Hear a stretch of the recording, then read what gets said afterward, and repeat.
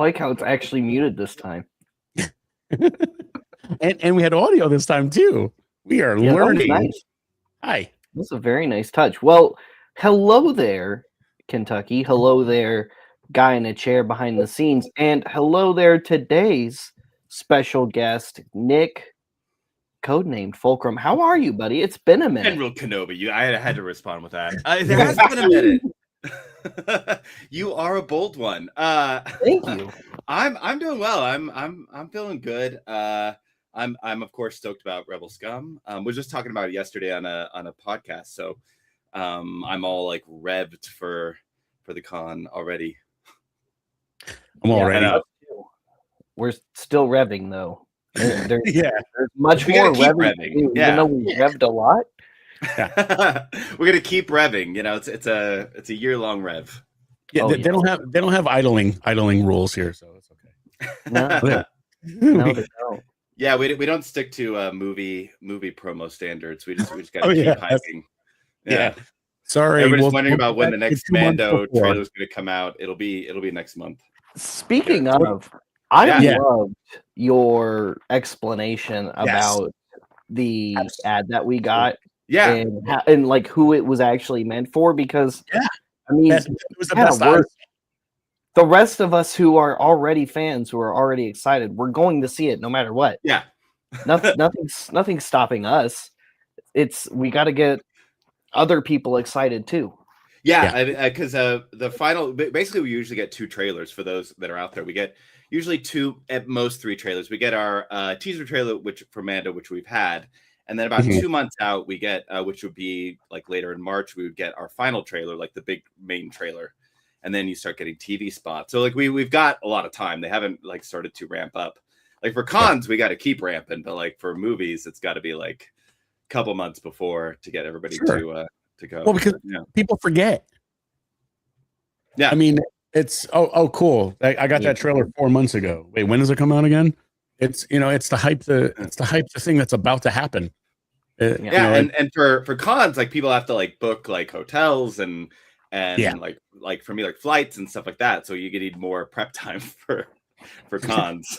and at most movie theaters, which there's probably 14 of them within a 5-mile radius of my house, there's like 11 different or 15 different, options per day. So it's, there's a lot more that, you have to plan for in a con. And movies are a lot more spur of the moment, and the last thing they want is people to forget about them. So speaking right now, Mando, the movie's ready to go. So let's go see it. It's I got it. I felt like like just like you did, we had to go and advocate for, hey man, it's just an advertisement. Like and when I opened up Instagram and I saw your video and I was like, oh, that's it. Like, I wish I was tech enough to figure out how to share other people's like Instagram stuff so I could share this around. And like, I don't need to like say it anymore. It's been said properly here. Yeah, I've got kind of glimpses behind the advertising aspect, like several years ago, and the lead up to like The Last Jedi and stuff like that. So like getting to see how advertising works and kind of the methods behind that, I'm a little bit like slightly more in the know as far as like how and why they do things. But I will say, after watching that, like if there are not tauntauns in that movie, like I need tauntauns now. Well, we know there's at least an ATRT, which is kind of like a robot tauntaun in a way. That's true. Yeah, just jumping around. Yeah, because I haven't seen that in live action. I don't think. I think it's, have we? I mean, Clone Wars, but Revenge of the Sith. Revenge of the Sith. Okay. On Kashyyyk. Yeah. On Kashyyyk. Oh yeah, yeah. Thank you. Yes. I forget about a lot of the cool stuff we see on that planet. It's not a long trip. Revenge of the Sith has so much awesome content in it. Yeah, I have to go back and watch that again. Maybe today. Today. But the movie that is always on rotation in this household is Rogue One. Like anytime I don't know what to put on, there's not an episodic show I'm catching up on or binging. If I'm working here because my office is the living room, the 85-inch TV is to the left of the desk. It's Rogue One. I put Rogue One on and then let it ride. that's good. pretty fitting. Yeah. That's pretty fitting because this year is in fact the 10th anniversary of Rogue One, and that may have something to do with today's announcement. Wait, we're announcing something today? Oh my. Well, Absolutely. that was Before not even we- meant to be a segue. That was just like a truth of being in the house. Like that's what Absolutely. happens. Before we get that, so like I was first off we were talking about Mando and Grogu, and like the people that you've announced already, like we've got a couple Mandos at like coming back to Rebel Scum. You've and one Grogu. Yeah, you got 2 Mandos and 1 Grogu. Like so, like you've And already a been Razor setting up. Crest modeler. Oh yeah, that's right. And that's like Brendan Wayne, like such a they're such cool humans. Yeah, Brendan Wayne, like getting to talk to him and Lateef and the whole crew a couple years ago. But oh my gosh, they were the nicest people and like so good to everybody that came around. But it'll be really good to see them again. Mhm. Yeah. I'm glad we're able to get Lateef as well, because if you pay attention to the convention scene, Lateef does a lot fewer appearances compared to Brendan. So it's nice to get them both back again. We love both halves of our Mando. Yeah. And The fighting, for those the fighting guy and the shooting guy. For those that aren't in the know, like these are Mando. These are Din Djarin. Like Yeah. I know Pedro is gorgeous and amazing, but like he's not the one in the suit, you know. No. It's these two, like the swagger. Brendan, I mean, that All along. swagger is just We didn't know. We didn't know at first, but all along. Yeah. all along. I know they wanted to like promo Pedro, but like it's been them since the very get go. Absolutely. Yeah. So we can thank Emily and Katie for that, for spilling the beans and really, highlighting them. And I think after that, Pedro kind of, definitely didn't try to keep them hidden. There's like red carpet photos with Brendan and Lateef with him and stuff. So, I mean, I don't think it was for anything Mando related, but maybe not. But it's cool that it doesn't seem like it's an animosity or anything. It's different slices of the pie. Yep. I hope we actually get to see that whenever they do the premiere for the Mando and Grogu movie. That'll be very cool. Yeah. Yeah. I mean, that's not that far away. Nope. That is May like 22nd. Yeah, the premiere and that'll be at least a week before. Yeah. Yeah, Yep. usually. Yep. Usually they're like the Monday before or kind of like the weekend before. That'll be cool. I hope it's in LA because it'll be in my backyard. Not that I would get invited, but like I think it just is. to know that it's in my backyard. Yeah, I without spilling any beans that I don't have literal confirmation on. I think that's what I heard from insiders. We got Maul Shadow Lord the month before that. Oh my gosh. Maul Shadow Lord is April 6th, I believe. Yeah, and it ends like on May 4th, and then it's like just a couple weeks later we get the movie. So that's I think we're getting 2 episodes a week for Shadow Lord, is what I heard. Which I'll take it. Yeah. So to mark your calendars, everybody, you've got Maul Shadow Lord, then you've got Mando Grogu movie, then you've got Rebel Scum Con. Those are your three mark your calendars for the year. This year. And that'll space you out through the year, Don't forget though, we're also supposed to be getting Ahsoka season 2, I think, sometime this year. I hope so. I keep hearing fourth quarter or first quarter 27. They haven't confirmed when yet. We're also supposed to be getting the 9th Jedi spinoff series sometime this year. Yeah. Star Wars Visions. Yeah. Which is set about 1,000 years after the Skywalker saga or after the Battle of Yavin, somewhere around there, which is apparently our furthest point in the Star Wars timeline in Legends or canon. I love all the Visions projects. Maybe not all of them, but most of them. The same. Yeah. I'm late to the game on Visions. I need to go in and get it done. I haven't done it yet because I know they look good. It's just that I was a little gun shy because I wasn't a huge fan of Resistance and I didn't finish Resistance. And it was just Season 2 of Resistance is awesome. yeah. You know what? It was the same thing that people said about Rebels early on. They're like, "Oh, I couldn't get through that first season." I didn't feel that with Rebels, but I did with Resistance, and I didn't get all the way through. And I will consume all Star Wars products eventually, and I'll get through that, which I can't wait for.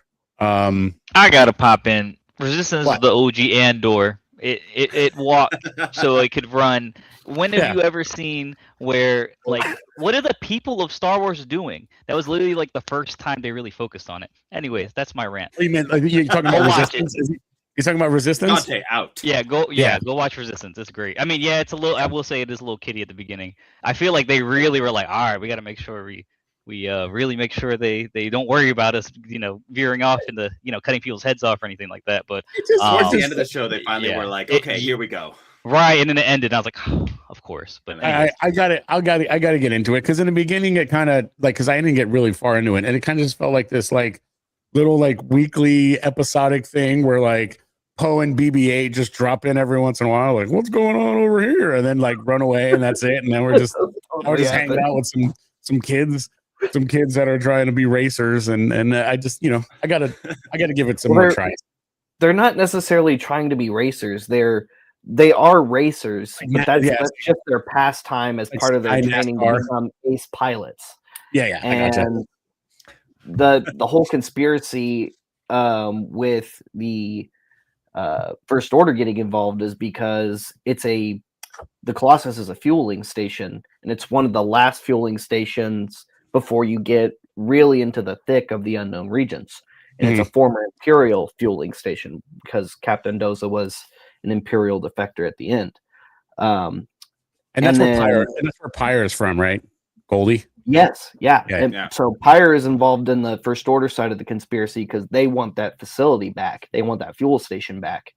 And so they hire pirates to menace the fuel station in season 1. And then that gives Doza the fear and the desire to seek out help and eventually get the First Order to come in. And that's why Xiono's there, because he's spying on behalf of the Resistance while all of this is going down. And then season 2, they're on the run. I mean, I don't want to say I disliked the show. I just couldn't. I was probably watching a lot of different shows. It's okay. At the same time, it was definitely kiddie. It's for kids. Yeah, but I still want to season 2 bring it was kind of peak. Season 2 is pretty good. Not gonna lie. So I would say there's an Ahsoka tie-in, Ahsoka show tie-in. Okay. Because Kaz is the main character is Kaz's dad. Oh yes. Is one of the the centers. I mean, who was at Rebel Scum Con last year? He was. Both of them. Yeah. Courtesy of the Virtual Cantina Network. Yep. Yeah. Last year's Virtual Cantina Network and the karaoke was a pretty epic night. All right, we got to stop talking about Boone to Eve. Spencer is getting so overinflated in his ego, and love you, Spencer. I was messing with him earlier today on Discord. He started messing with me, so I said that's fine. Along with our one Rebel ScumCon guest, we're gonna release every Boonta guest today too. And he's like, and then I had people emailing or DMing me immediately like, we heard all the Boonta guests are getting revealed today. I'm like, absolutely not. Well, real quick to recap yesterday from ILM, Rose Degnan. Really awesome. Really awesome. And thank you to Brandon Waynerdy of Talking Bay 94 for joining us for that announcement. But today, we have another special guest to announce alongside with our friend Nick here. So, Nick, tease us a little bit. So of course, like I was going through like some of the guests that you have have already announced, like Giancarlo, Eunice, like Denise, Kyle. Like it's crazy the amount of different fandoms that you have. You've got Mandoverse, you've got original trilogy. Like you spread all that out. So for this new guest, and of course this is going to be his first time here at Rebel Scum Con. I'm going to give some hints, and I want to see if anybody in the comments can guess this, but before we reveal it. But this actor is a British actor, but not part of the Empire. As, you know, if you're trying to use British and that's not going to kind work. of a thing. You know, if you got that accent, there's a good chance you're wearing a white or gray or black. Is he in any Disney Plus series? Not that I'm aware of, but is in a hit Netflix show. Netflix. Was in a hit Netflix show. For Star Wars is in 2 different Star Wars projects. Well, one of those was a Disney Plus show, so you lied a little bit. Yeah, well, that's true. Yeah, I was gonna say it is. I was thinking other Disney Plus, but sorry. Yeah. So Disney Plus, and of course, let's see. Do we have a Christian Bale's not in Star Wars?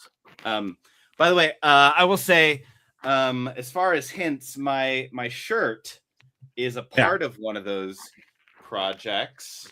Yeah, mine too. Yeah. Let's see. What are some other hints? So this person gives an order that ends up being disobeyed. Oh, thankfully. But yes. But I mean, it still kind of gets fulfilled in a way. Yeah, but it's just great it didn't happen the way that the order was given. Correct. Yeah, I agree. Yeah. Let's see. I don't see any. Definitely onto something. Who's that? Spencer's definitely onto something. What's in the comments there?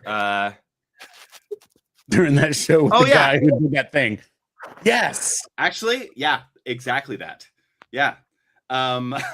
You couldn't be more on target than you think, Spence. So I guess the only thing I could say is we were so obvious with the clues we gave. We kind of just one of those projects made famous the line "Rebellions are built on hope." Yeah, that project, that was a great one. I think everybody knows the one project, which probably leads to the second project on Disney Plus. That people are thinking of. This character, last thing I will say. Somebody got it. Yeah, I've seen it a couple times on the Instagram feed. I've seen it at least once. Oh yeah, okay. 3 people have gotten it then. Yeah, nice. So it is the character is General Draven and Alistair Petrie, who is an amazing actor.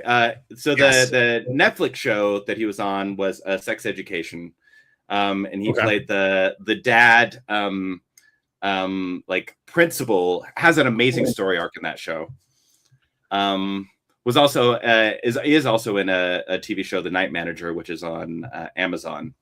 Okay, but I mean, just this actor is just a great actor. And you've got Andor and Rogue One all tied right here into this person.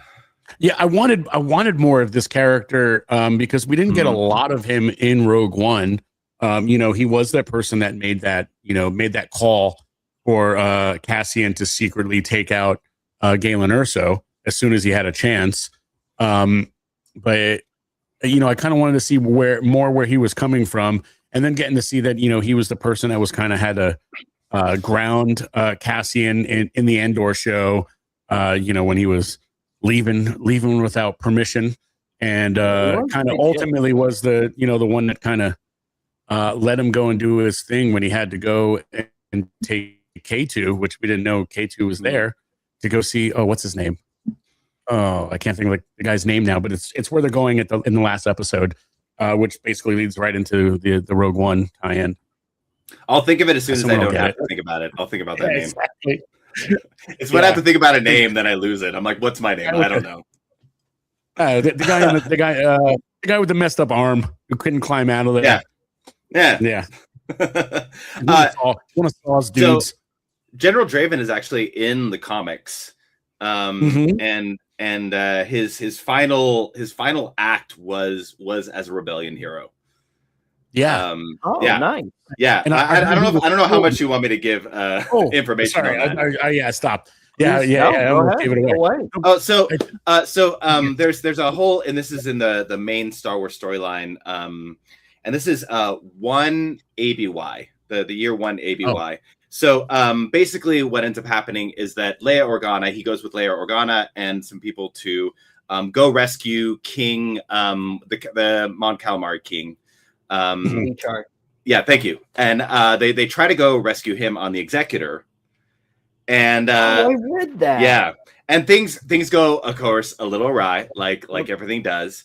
But in their escape, of course, Leia and the rest of them need to escape, but General Draven stays behind and keeps at bay like Darth Vader and the troopers, so the rest can escape. And his whole thing is kind of like, it always drove me nuts that Jyn Erso is the hero and I was the one that was wrong.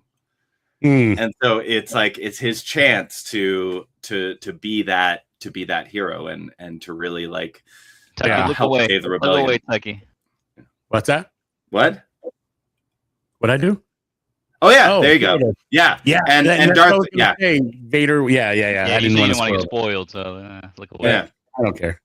It's all right. I warned people, but but yeah, it and that of course leads the way to Mon Cala joining the rebellion. And that's it's that whole storyline of how they ended up joining, and without that, the rebellion would have failed. There would have been no It's a Trap. Right. Sure. And the Marvel actually does tell the story a few years later in a Darth Vader comic, just how quickly the Empire took Mon Cala as soon as the Empire essentially declared itself. Tarkin and Vader personally invaded Mon Cala, and Vader, I think, personally captured then King Lee Char to hold hostage, and his Inquisitors even found a surviving Jedi there too. And those Inquisitors, Purge Troopers, were among the last batch of young clone troopers who were brought up in the Empire, which was another like pretty awesome comic. And in that kind of same, oh, sorry, go ahead. I was going to say, recently, more heavy. It's great. Yeah. Recently, I learned that the Mon Calas were a huge reason why the rebellion actually was able to sustain itself, because they were they supplied all the capital ships, because the rebellion had no capital ships. Yeah, and they were underwater too, which is crazy. Skyscrapers underwater, and I'm assuming when the Empire took Mon Cal was when they fled on their skyscrapers, their underwater skyscrapers that were their capital ships. Yep. And speaking of I'm going to go one more of that comic storyline. When it comes to Luke was a big fan of Jyn and Jyn's story and how Jyn was a hero and was very inspired by it. And at some point during this whole like kind of Mon Cala storyline, there was a point where Luke took his squadron out, again disobeying orders, and that's where the name Rogue Squadron came from. Yeah. Is because it was an ode to Jyn and Rogue One, and that's like he disobeyed orders and they went out. Of course, like ended up helping and saving a bunch of people. Yeah, between Nick and Star Wars Explained and Red 5 and a couple other lore people, I get to learn all this stuff without having to actually read books. Great.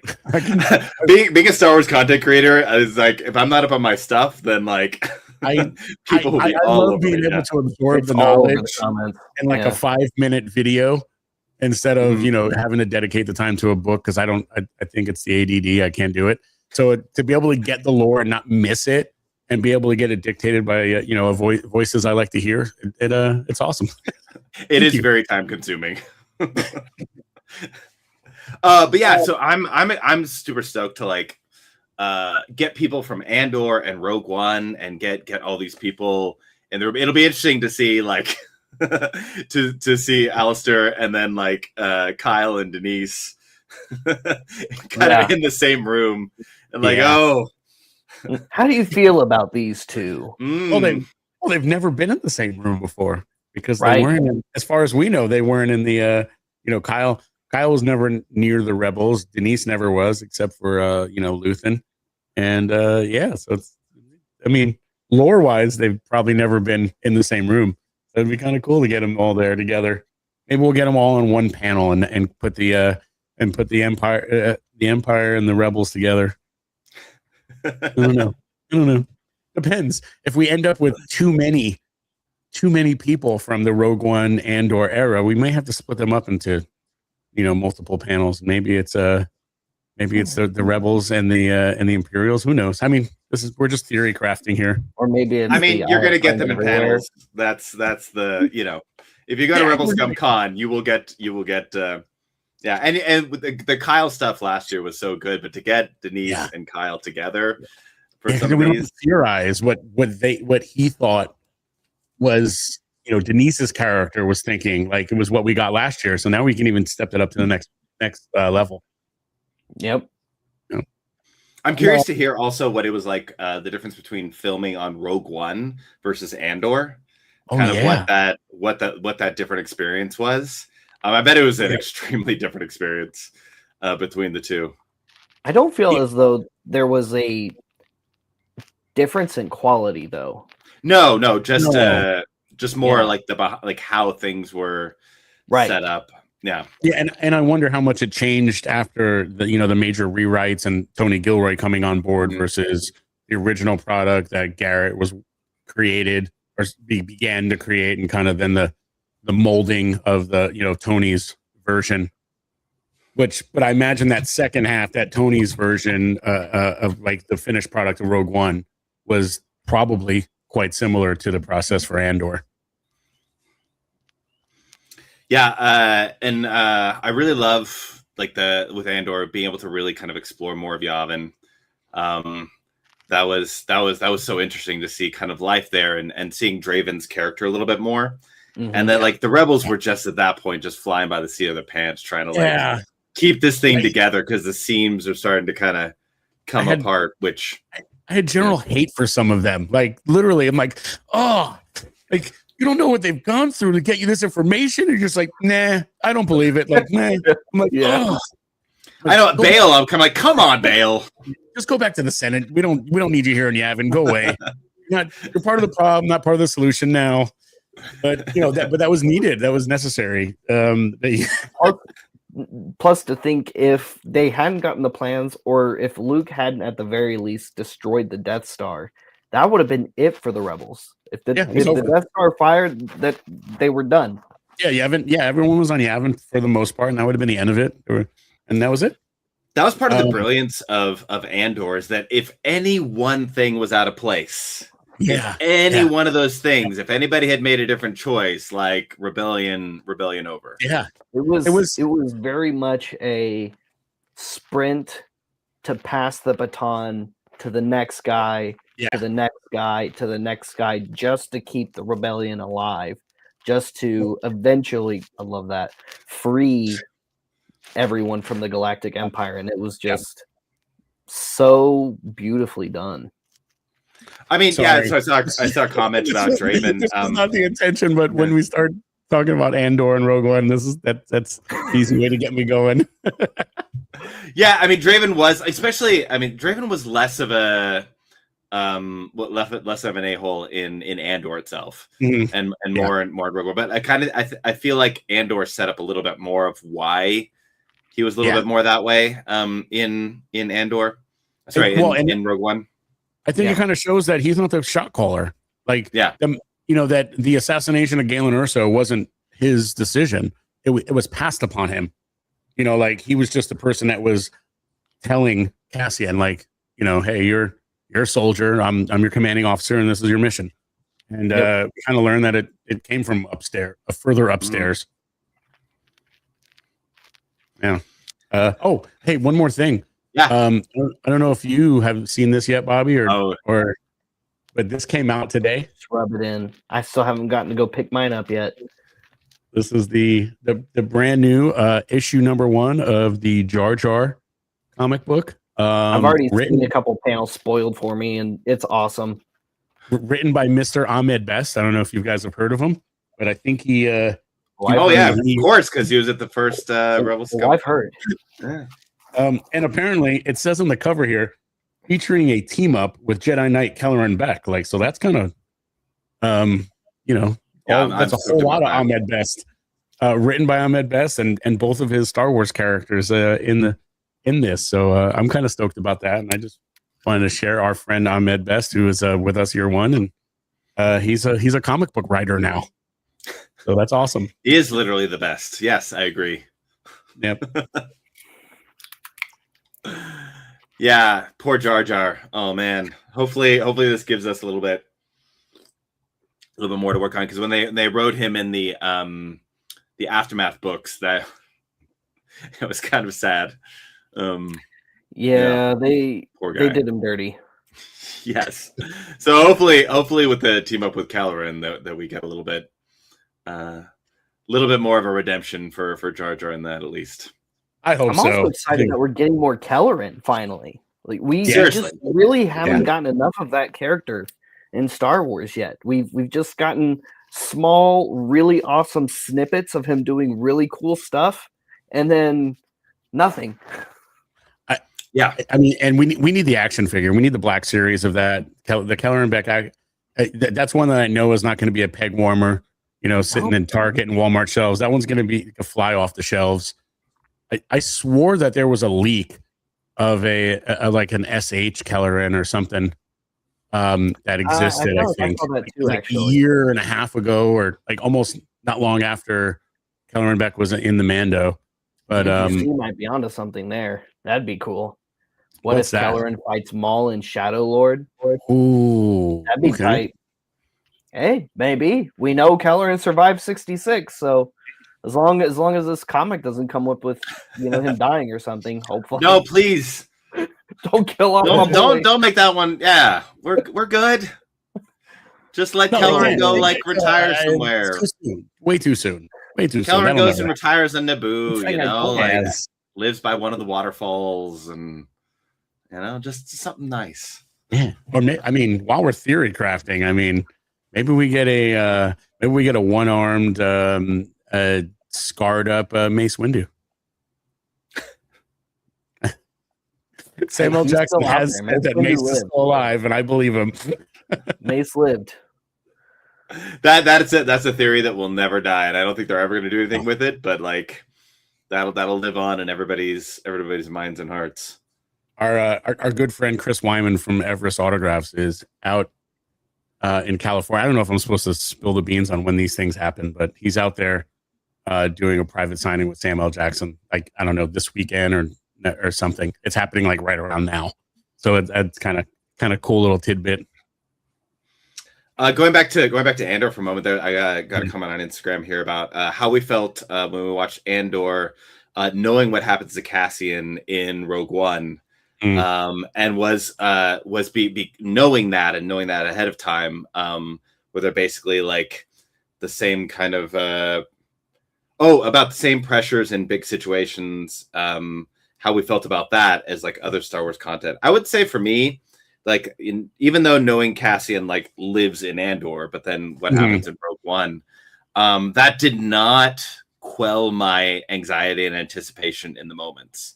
Like the way for me they built up a lot of that, because again there were so many other characters that were involved. Yeah. I still felt anxious about other people, or like even the rescue of Mon Mothma. It was kind of like a like, oh gosh, like I know they live, but I'm still Yeah, that plus also getting to get the true kind of nature that he never gave up his love for Bix, and that there was nothing but platonic between him and Jin when they're, especially even down to the end when they're sitting on the beach together, when the repercussions of the Death Star laser hitting Scarif is coming at them. That it wasn't like, oh, he met this girl and now he's in love with her and this is the thing. That it was always about him and Bix, and it wasn't a thing. And I thought that was a cool little nod. Yeah, I never felt like Rogue One needed that love story. No, really. No. I mean, that they didn't need to go down that route and kind of be stereotyped there. Like they're both heroes. They made their choices. they're looking at each other because like this is the end. Yeah, you know, right. this is But we finished our we're at the end mission. of this moment. Yeah. Yep. Yeah, I like the fact that they went down that route. I know everybody was hoping for certain cameos at the very end of Andor, but like I don't like now seeing it. I'm kind of like I get it. Yeah, it's Andor just needed to be about those people and I think it would've been not a cameo fest. Yeah, it would have been cheap. I mean, we started getting those, in season 3 of Mando with like Jack Black kind of things and stuff like that. I think they stuck to the story very well. Real, and it didn't force those little cameos for no reason. You've got the cameo head shake. But that's actually my favorite episode. yeah, I know The Jack Black one. Bad. I'm not saying it's bad, but if you deleted that episode completely, it didn't really change, the season as a whole. But I don't want to. I love the Mando show. I'm not saying anything about. I was just reiterating the fact of what Nick was saying about Andor. I love that they stuck to the story, stuck to the characters, and really developed their backstory enough that made you, the next time you watch Rogue One, care about them 10 times more. And every character in that movie you cared about anyway. So the fact that you had this, now you know them so well, after 24 hours of episodes in the 2 seasons leading into Rogue One, like you had this, so much more of an attachment. Will, good to see you, by the way. Another one of the Rebel Scum fam. Well, I will say about that one episode in Mando season 3 is like seeing Din and the droids. Yeah, it was great. That was a very satisfying moment. It was fun. It was a fun episode, and I love Jack Black. When the B2 gave Din that backhand for pushing him around, that was very satisfying. Yeah, we had some fun colored aliens droids in the droid bar. Christopher Lloyd. Seeing what happened to Doc Brown. Fun, but it didn't have a place in Andor, and I'm glad that they didn't force it there. Agreed. Yeah. Well, real quick, just to tie it all back, just to recap a little bit, Alistair Petrie is coming to Rebel Scum Con year 3. You've seen him in Rogue One. You've seen him in Andor, and we are very excited to share Rebel Scum Con year 3 with him and share him with all of you. And then yesterday, in case you missed that live announcement, Rose Dignan from ILM is coming to Rebel Scum Con year 3 as well, joining 3 other ILM guests for year 3. I love hearing how like the original Star Wars were made. So like I'm super stoked about that. Like, yeah, I love my ILM people and those stories. Well, the volatile relationship of John Dykstra and George Lucas, we could have almost not gotten Star Wars or anything after that. And I'd like to say Rose had a big part of keeping the peace and making the show the movie happen. With people that weren't really wanting to be around each other anymore. So I'm thankful for her contributions to Star Wars. She worked on A New Hope. She wasn't there for Empire. She came back for Return, and she worked on Carnival of Courage. The Ewok Caravan of Courage. Sorry. Yep. COC. I couldn't never on the Ewok movies. Sorry, I keep thinking of Carnival because I'm still frustrated about that show. I will say, growing up with the Ewok movies, like they're still near and dear to my heart.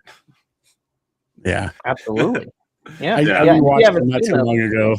The Ewok movies, just like everything else, is on Disney Plus right now. You can stream both of them, starring a good personal friend of ours, Eric Walker. Yeah, when I was up in San Francisco, he took us to the Redwoods, and we went and walked through like filming locations of the movie. We got to go in Low Gray's hut and a couple different places. He's like, "All right, turn, look this way." He's like, "So this is where we filmed this part, and this part." And I'm like, "Man, this is great." I had a lot of fun. The one thing about those movies, the second one, is Wicket learning English or Basic. basic learning Yeah, basic, basic. you know, Yeah. and starting to hear Wicket speak in basic, you're like, this is a mind trip. Well, I think that just helped like set the foundation of how he was able to understand Leia to an extent in Return of the Jedi, because those movies were supposed to be before Return of the Jedi, and even though they pulled a dress out from somewhere in that movie, we don't know who it Yeah, formerly belonged to. Probably dinner one of those nights. yeah, it was a dinner Um, dress. Dinner. Right. Wicket was able to at least communicate enough with Leia, or vice versa. So, I mean, there's like Ewoks that are very intelligent that do other things, both in Legends and in canon. Oh, yeah. So yeah, Ewoks can get it done. He walks 8 people. Like that's. I mean, there were no prisoners in the party They're at Return of the Jedi. Yeah. They are There was terrifying. bonfires. There was celebrating. There was food. I hope but they there knew were how to no make prisoners. jerky, so they at least could have extended the meat for a long period of time. You know, Going back to Rebel Scum Con, we so easily just like start going up. One of the things, so looking again, I was looking at the list of everybody, kind of reminding myself before this live of like who's going, and it's like, oh man, we've got Andor, we've got Rogue One, we've got Chewbacca, we've got we've got ILM people, we've got everything coming up so far. he's so quick with that, Dante. Yeah, he is. This is why Dante has that. Yeah, How's that roll? You got fanboys coming. You've got I'm gonna mess up this name, but Michael Pangrazio. Yeah.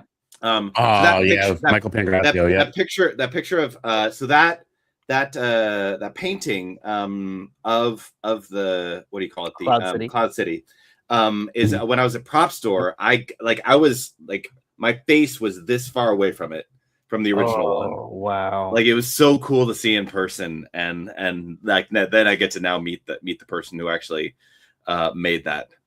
But yeah, was that up at ILM? Was that on the wall up there? No, it was up for auction for Prop Store. Okay. Last, like, a few months ago for their fall. Yeah. I am almost positive, and I mean, I don't know what things I'm allowed to say or not, but I'm almost positive that there's at least one Michael Pangrazio matte painting that will be at the Lucas Museum. Oh, nice. Because they were asking, I think they were asking him information about them, and if you were the people that have been lucky enough to be inside the doors of ILM, the matte paintings that they have, like from the archives that are on, like, mounted on the wall and stuff, none of them have any information about who did them, what they were for, etc. So the fact that they're asking for, like, name, what the thing was, when it was done, is more than likely going to be for its its plaque and whatnot at the museum. So that's, can't wait to go to that. Yeah, that's gonna be a highlight. That pod racer, yeah. You also have Paul. Yeah. Speaking of major Star Wars fans, like Paul, Yes. being a huge Star Wars fan, that'll be so fun to have him at a con. Yeah, he hasn't done a show in the US in a while. So we're glad to be bringing him down to Texas, and you can come and enjoy some of our heat and getting out of Toronto. And you can meet them and the other two guests we've recently announced. Once again, just to bring it all back, Rose Degnan. Yep. It's about to pop up any second now. See, now when you want it, he doesn't do it. He's Hand wave, is that? He rented the There we bathroom. go. There it is. Yeah. There it is. Yeah, you got me during a little potty break, but that's okay. Dante and his wire jokes. Oh. And today's guest that we announced, Alistair Petrie. There it is. From Rogue One and Andor. Nick, thank you so much for joining us today, and thank you so Thank much you for having me. Exploring so many lore or so much lore and so many Star Wars fun facts with us. It was truly a lot of fun, and I just love cannot nerding wait out with to y'all. see it again. Yeah, it's been way too long since we've seen each other face to face, at least even on a mobile screen. And Agreed. you know, Bobby, I want to do more like lore videos like this. We'll have to give people a heads up that like, hey, this one's going to be a lot. Wait around 30 minutes for an announcement that isn't happening. You know, like we're just gonna nerd out. If you want to come nerd with us, you're welcome to. And you get us and add like Will and Grayson, and then it'll be like a 3-day long. Oh man, it won't end.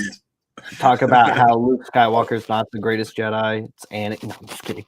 Yeah, well, we'll do a 48-hour stream. Whoa! You're gonna end with that one? Whoa! Anyway, stay tuned for more. Stay tuned for more discussion. Stay tuned for more special guest announcements. More fun Star Wars fan moments at Rebel ScumCon Year 3 this coming August 7th through the 9th at the Frisco Conference Center here in Frisco, Texas. Thank you for joining us all. Nick, thank you for helping us with today's announcement. And we'll see you all later. We'll see you another time. May the Force be with all of you, you Rebel scum.